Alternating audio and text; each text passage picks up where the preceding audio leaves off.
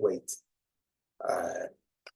This is how to naturally lose weight. If you're trying to lose weight, I'm going to give you 10 tips. I might share some of the stuff that worked for me as well. Okay. You've all been there. Maybe it was, I don't know, maybe it was Christmas, or you just let yourself go for a couple of months. You went on holiday. You were eating too many junk food.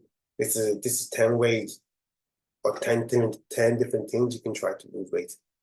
Number one, my favorite thing, the good old intermittent fasting. All right. For those of you that are not familiar with intermittent fasting, go and check my video, benefits of intermittent fasting, just to give you an overall perspective on why you should do it, the benefits of it.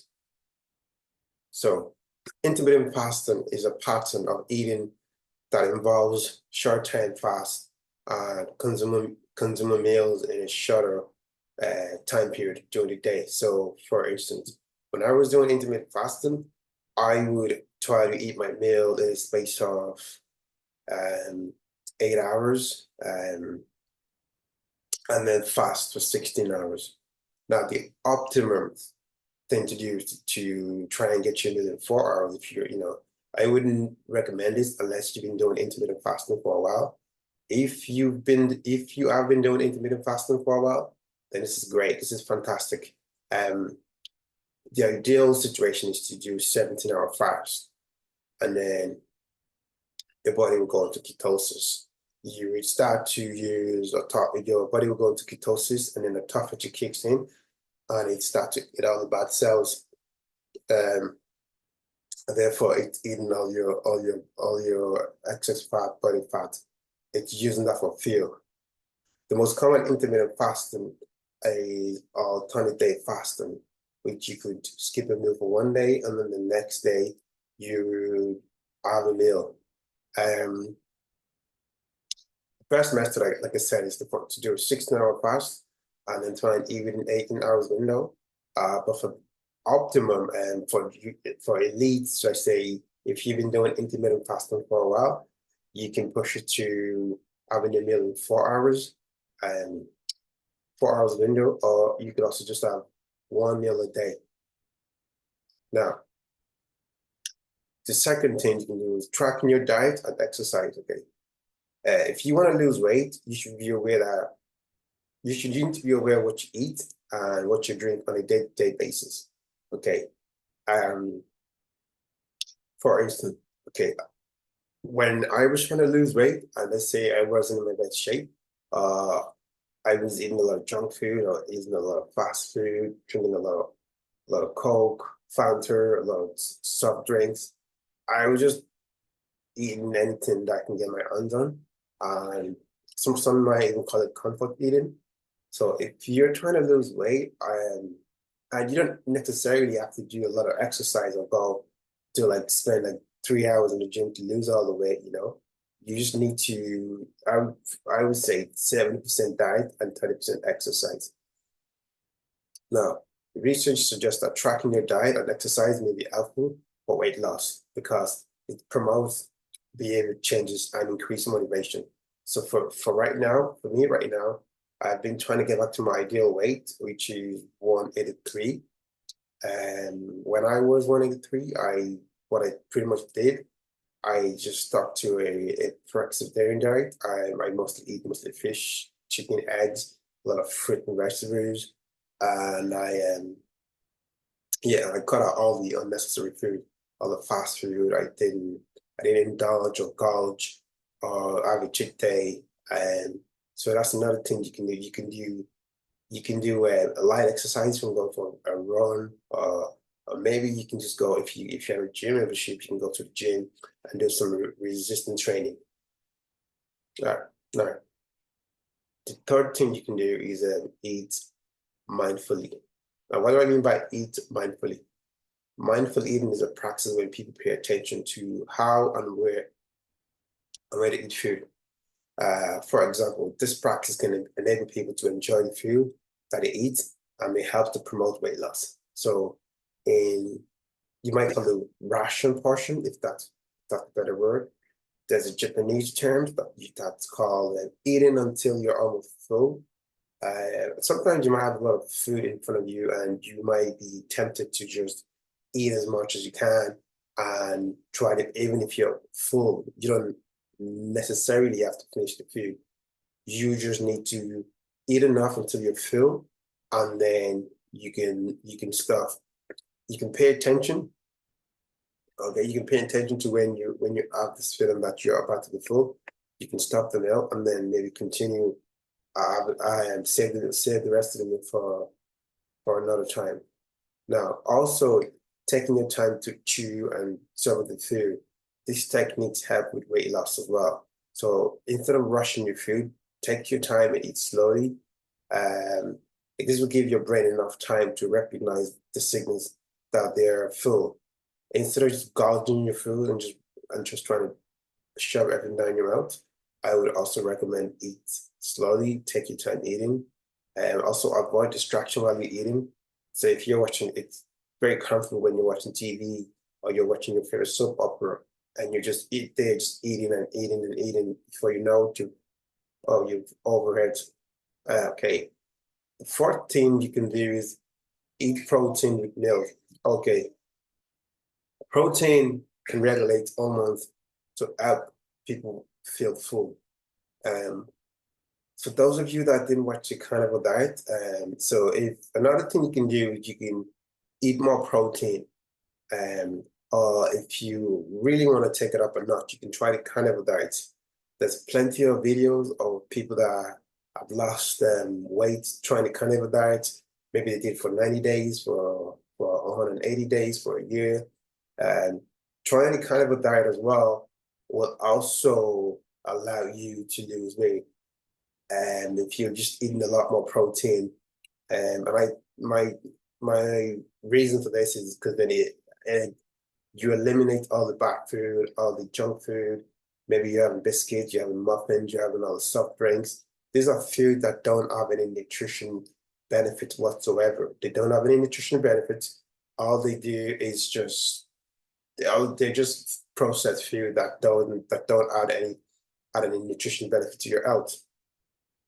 Now, number 5 is cutting back on sugar and refined carbohydrates.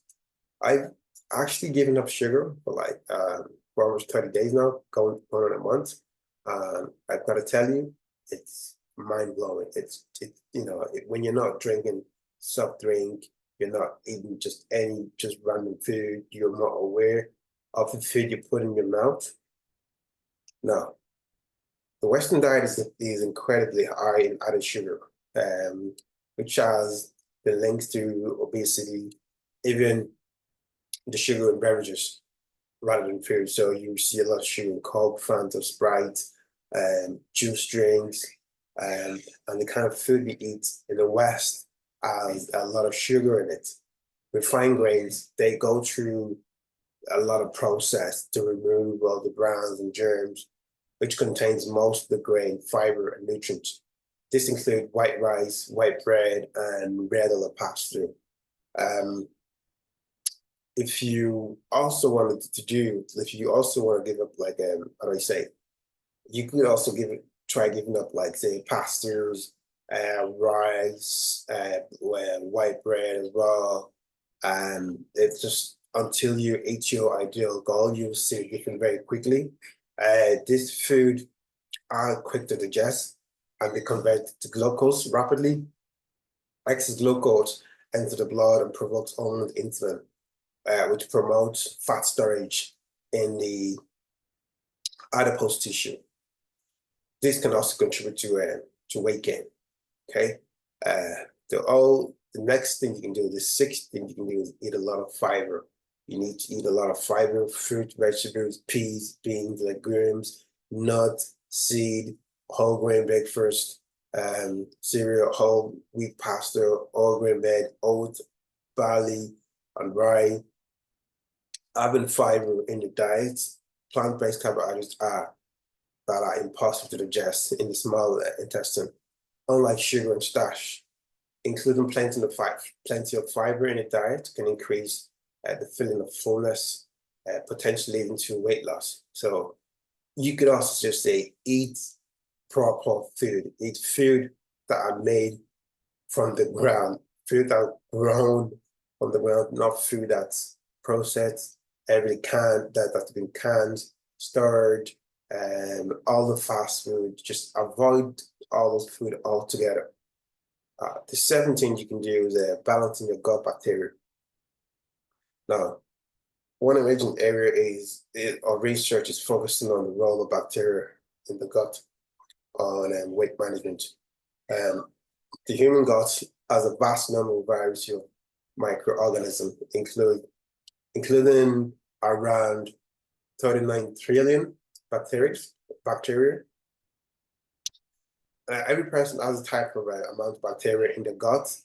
Some types may increase the amount of energy the person extracts from food, including the fat disposition and weight gain. And also some food can increase the number of good bacteria in your gut. This also includes having a lot of different plants, varied plants, increasing the number of fruit, vegetables, grains in a diet, which can result in increased fiber. So another thing is eat the fruit as opposed to juice in it, because when you have the fruit as a whole, it's being held by fiber. But when you blend it or do a lot of juicing with fruit, you're breaking down the fiber, and the sugar that you get from that is also high as well. Now, you can also try probiotic food. These kind of probiotic food can also stimulate growth and activities. Some of the good bacteria that helps with weight control. Probiotic fiber occurs in many fruit and vegetables, especially in curry roots, onion, garlic, asparagus, leek, banana, avocado. Also good in grain, such as oat and barley. Now, 18 you can do is get a good night's sleep. There's been a lot of studies that show that getting 5 to 6 hours of sleep per night can also increase your chance of getting weight. I know, for instance, when I was getting 3 to 4 hours sleep, I was overweight. I wasn't exercising. I was sleeping like a few hours here and there. But if you are trying to actively lose weight, what you want to do is get enough good night's sleep. Maybe when you go to the gym, once you finish the gym, allow your body to do what it does, and you can burn some fat in your sleep. I forgot the term.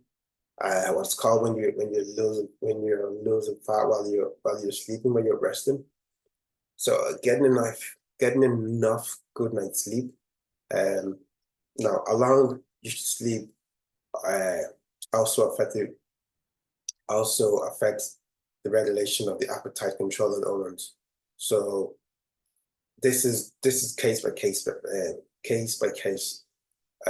person. So make sure you get enough of your sleep. Poor sleep can promote insulin resistance, can increase the level of cortisol, which also promotes fat storage. Now, managing your stress level. Stress can also trigger the release of hormones such as adrenaline, cortisol, which initially decrease the appetite as part of the body fight or flight response, fight or flight response. So stress as well can also make you gain a lot of weight. When I was heavily stressed, I had a lot of weight. My body was tense. Your body is just in flight and fight mode. So the stress whatever stress you're going through, it might be best to do some yoga, maybe some meditation. Try and de-stress as much as you can.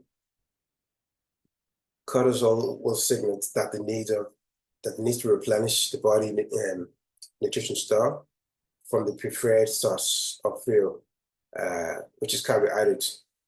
However, when you're constantly under stress, cortisol can remain in the bloodstream for a longer period of time.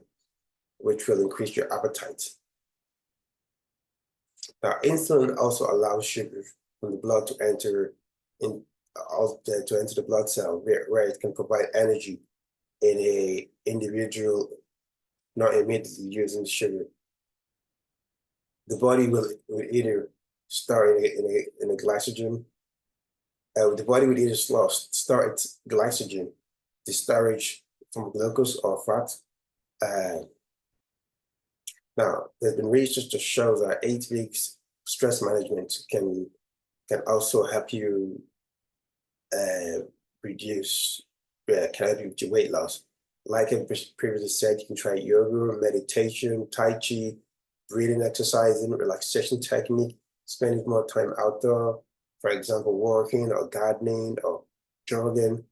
Now, the final tip that I will do is I will add is you can double down on exercise. So if you, probably the best thing to do in this case is just to go full on exercise.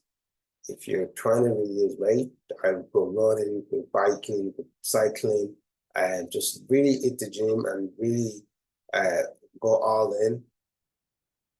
Now, you might have seen David Goggins technique, where if you're trying to lose weight and you have loose skin, what David recommended was you can grab a lightweight, and just rep it out. Like you can do 300 reps, 400 reps until you're tired, and it tightens your muscles. All right, thanks for another fantastic video. I go to the gym and I developed this crazy workout where I was doing volume, like 200-300 reps of like very lightweight. People always say, how come you don't have any like loose skin? My workout routine in the gym became sick. It became sick. I was just doing 200-300 reps, 400 reps on like chest, just like for one simple exercise, the bench press. Get it, 17. They don't know me, son. Get it, 18. They don't know me, son. Get it, 19. They don't know me, son. Yeah, 20. You got They some don't know more me, in son. 21. Yeah, get it again. Come on, we want to see it. Good, 22. Who's gonna carry the boats in the law? And I rack it, get back on it, just rep it out, trying to burn as many calories as I can, build that muscle mass. And I just became obsessed with it.